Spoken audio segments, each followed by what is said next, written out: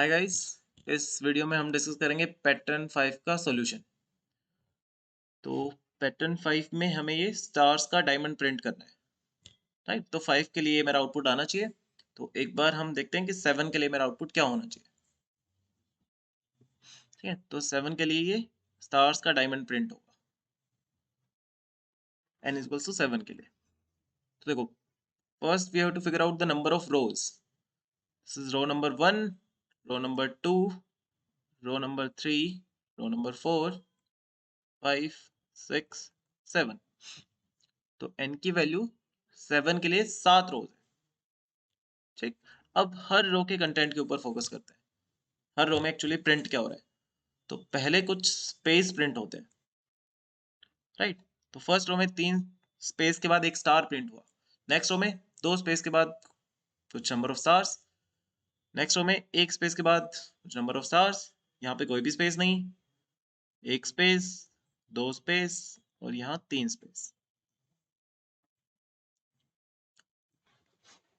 Right. तो इस pattern को हम अचीव करना चाहते हैं। तो बोला, ये देखते हैं। स्टार्स और स्पेसेस, दो ही चीजें वेरी कर रहे हैं, स्टार्स एंड स्पेसेस। तो कैसे वेरी कर रहे हैं पर ये फिगर आउट करते हैं। ठीक है, रो नंबर 1, रो नंबर 2, 3, 4, 5, 6, 7। तो रो नंबर 1 में n इक्वल्स टू 7 के लिए 3 स्पेस और एक स्टार। फिर स्पेस हुए 2, स्टार्स हुए 3, स्पेस हुआ 1, स्टार्स हुए 5, स्पेस 0, राइट। और यहाँ पे स्टार्स होंगे 7, n number of stars, n number of stars है यहाँ पे।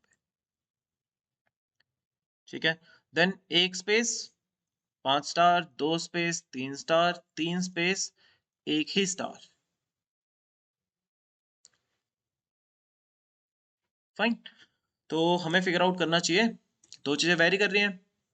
तो पहली चीज, स्पेसेस और स्टार्स को हमें फर्स्ट रो के लिए इनिशियलाइज करना पड़ता है। तो पहली रो में कितने स्पेस और पहली रो में कितने स्टार, ये हमें निकालना चाहिए। दूसरी चीज, ये वेरी कैसे कर रहे हैं, राइट। तो पहले इसके ऊपर फोकस रहेगा कि पहली रो में कितने स्पेसेस और कितने स्टार्स हैं। तो फर्स्ट रो में यार एक ही स्टार होगा। n इक्वल्स टू 5 के लिए भी देख लो, 7 के लिए भी, 9 के लिए, सबके लिए देख सकते हो। फर्स्ट रो के अंदर एक ही स्टार रहेगा। नंबर ऑफ स्पेसेस के ऊपर बात करते हैं। 7 के लिए यहाँ पे 3 स्पेस। एक बार जल्दी से मैं 5 का पैटर्न ड्रॉ करता हूँ। 3, नेक्स्ट 5, देन 3, देन 1। ये 5 का पैटर्न मैंने ड्रॉ किया। तो यहाँ पे पहली रो में 2 स्पेस रहते हैं, ठीक है, राइट। तो अगर स्पेसेस के टर्म्स में अगर मैं बात करूं, स्पेसेस फर्स्ट रो के लिए होंगे n/2। कैसे निकाला यार, 5 के लिए आंसर आ रहा है 2।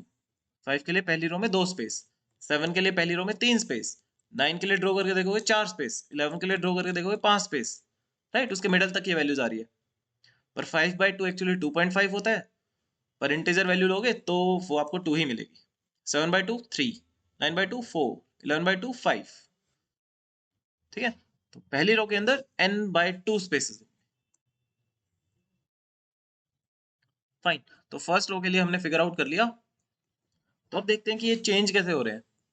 तो देखो, स्पेस पहले एक से डिक्रीज हुआ, फिर एक से डिक्रीज हुआ, फिर एक से डिक्रीज हुआ, और अचानक अब इंक्रीज होना स्टार्ट हो जाएगा। अब एक एक से बढ़ेगा, राइट। स्टार्स के साथ भी देखना कुछ ऐसा ही होगा। स्टार्स पहले दो दो से इंक्रीज हो रहे हैं, 1 से 3, 3 से 5, 5 से 7, और अब यहां से डिक्रीज होना स्टार्ट हो जाएंगे, दो दो से डिक्रीज, 3 से -1, राइट। तो मतलब अपर हाफ तक चीजें अलग तरीके से वेरी कर रही हैं और लोअर हाफ में चीजें अलग तरीके से वेरी कर रही हैं। फाइन। तो अपर हाफ में क्या हो रहा है, स्पेसेस एक एक से डिक्रीज हो रहे हैं, स्टार्स दो दो से इंक्रीज। लोअर हाफ में क्या हो रहा है, जस्ट उसका अपोजिट। स्पेसेस पहले डिक्रीज हो रहे थे तो अब इंक्रीज होंगे, स्टार्स पहले 2-2 से इंक्रीज हो रहे थे, अब 2-2 से डिक्रीज। ठीक है, तो लो अब इसका थोड़ा फ्रेम बनाते हैं। पहली रो के लिए वेरिएबल्स की वैल्यू मैं इनिशियलाइज करवा चुका हूं। अब मैंने देखा कि n की वैल्यू 7 के लिए 7 रोज थी, 5 के लिए 5 रोज थी, तो n number of rose exist करती है। हम आउटर लूप चला देंगे, आउटर लूप जो कि रोज को हैंडल करेगा, राइट। तो आउटर लूप चलाया, i की वैल्यू 1 से लेके n तक n number of rose handle हो गई। अब रोज को भूल जाओ। ठीक है, अब हमें सोचना है एक रो का कंटेंट। तो यार हर रो में बेसिकली क्या प्रिंट हो रहा है, पहले कुछ स्पेसेस प्रिंट होते हैं, फिर stars, space, then some number of stars. मैं पहले लूप लगा दूंगा स्पेसेस का, जिससे जितने स्पेस प्रिंट होने वो हो चुके होंगे। उसके बाद स्टार्स का लूप लगाएंगे, इससे जितने स्टार्स प्रिंट होने वो हो जाएंगे। स्पेसेस और स्टार्स, तो एक रो का काम इन दोनों की मदद से मैं पूरा कर चुका हूँ। ठीक है, एक रो में जो कंटेंट प्रिंट होना चाहिए था वो प्रिंट हो चुका होगा। अब एक एंटर लगा के नेक्स्ट रो में पहुंच जाएंगे। ठीक है, एक एंटर लगाया और हम एक स्टेप और लिखते थे, update values for the next row. ठीक है, अगली रो के लिए वेरिएबल्स की वैल्यू अपडेट कर दो, राइट। पर यहाँ वो अपडेट अपर हाफ में अलग तरीके से होती है, लोअर हाफ में अलग तरीके से होती है। ठीक है, तो देखो जब हम रो नंबर 1 के ऊपर होते हैं तो स्पेसेस 1 से डिक्रीज होंगे, स्टार्स 2 से इंक्रीज। रो नंबर 2 पे भी यही होगा, रो नंबर 3 पे भी यही होगा ना। रो नंबर 3 पे क्या हुआ, स्पेसेस 1 से डिक्रीज, स्टार्स 2 से इंक्रीज। पर रो नंबर 4 के लिए, जब रो नंबर 4 के लिए इस फोर लूप में आऊंगा मैं, जब आई की वैल्यू 4 हो चुकी होगी, स्पेसेस प्रिंट हो जाएंगे, स्टार्स प्रिंट हो जाएंगे, एंटर लग जाएगा और मैं अपडेट कर रहूंगा फिफ्थ रो के लिए वैल्यूज। तो फिफ्थ रो के लिए वैल्यूज अब अलग तरीके से अपडेट, राइट। तो बेसिकली मेरे को यहां से ये 4 5 6 7 इन सब के लिए अपडेशन अलग रखना पड़ेगा, और 3 से पहले पहले के अपडेशन अलग तरीके से करनी पड़ेगी। ठीक है, अपर हाफ के अपडेशन अलग तरीके से, लोअर हाफ के अपडेशन अलग तरीके से। तो जो वैल्यूज हम अपडेट करेंगे वो सोच समझ के करेंगे, for upper half and lower half. अब अपर हाफ कहां तक एग्जिस्ट करता है, ठीक है। तो मैं कहना चाहता हूं कि अगर आई की value less than equals to n/2 होती है तो अपर हाफ है। ठीक, बेसिकली हम मिडल रो कैसे निकालते हैं, ध्यान से देखिएगा। मिडल रो क्या होगी, 7/2। 7/2 से वैल्यू मिलेगी मेरे को 3, +1 होती है हमारी middle row, that is row number 4। ठीक है, तो मैंने बोला रो नंबर 4 पे तो अलग तरीके से अपडेशन स्टार्ट हो जाएगा, क्योंकि रो नंबर 4 पे आए हो तो रो नंबर 5 के लिए चीजें अपडेट करवा रहे होगे। ठीक है, तो 3 तक अलग तरीके से, बाकी आगे अलग तरीके से। तो 3 वैल्यू निकालनी थी, n/2 से n को वैल्यू मिल जाएगी 3, राइट। तो देखो अपडेशन के लिए मैं क्या लिखूंगा, अब अलग तरीके से अपडेट करेंगे। अगर i की value less than equals to n/2 होती है, अलग तरीके से अपडेट, एल्स अलग तरीके से अपडेट। ठीक है, तो चलिए इसको कोड करने की कोशिश करते हैं। Editor,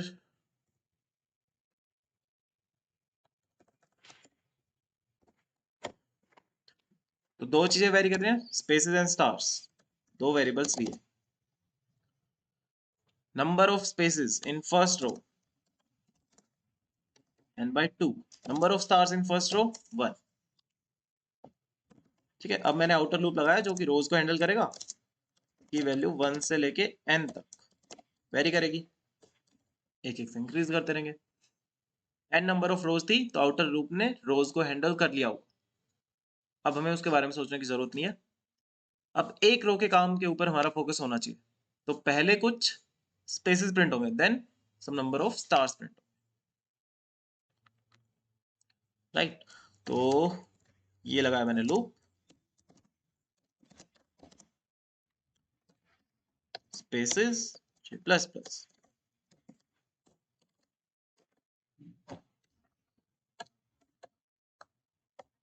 right. फिर इसी को कॉपी करता हूँ, इससे जितने स्पेस प्रिंट होने होंगे हो जाएंगे, उसके बाद स्टार्स प्रिंट करवाने चाहिए।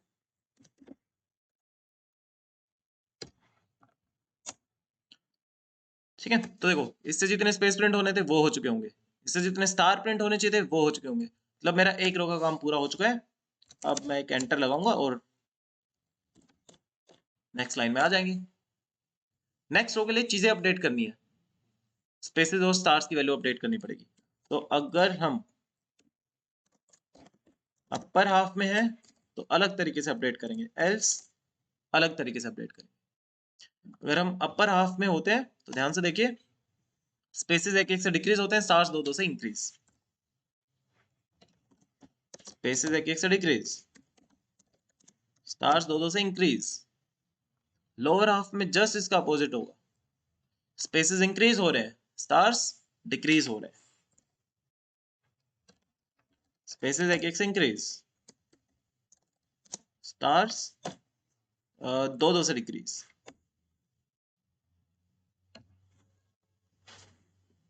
राइट, तो कोड हो गया कंप्लीट। लाइए एक बार इसको चला के देखें।